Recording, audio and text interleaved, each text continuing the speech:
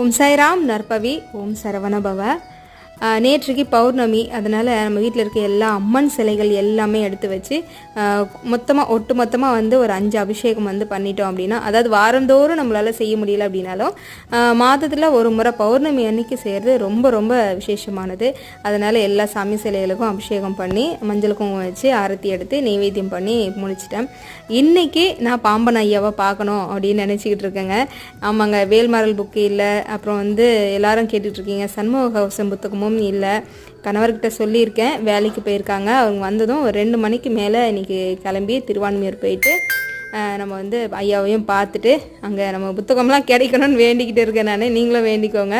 ஏன்னா நமக்கு வந்து இப்போ மண்டல பூஜை நடந்தது வந்து அங்கே புத்தக கடையே இல்லை. இன்றைக்கி போயிட்டு எப்படி இருந்தாலும் புத்தகம் எல்லாம் வாங்கிட்டு வரணும்னு நினச்சிக்கிட்டு இருக்கேன். ஐயாவையும் கண்ணார பார்த்துட்டு உங்கள் எல்லாருக்காகவும் வேண்டிட்டு வரேன். பாம்பன் ஐயாவே போற்றி போற்றி.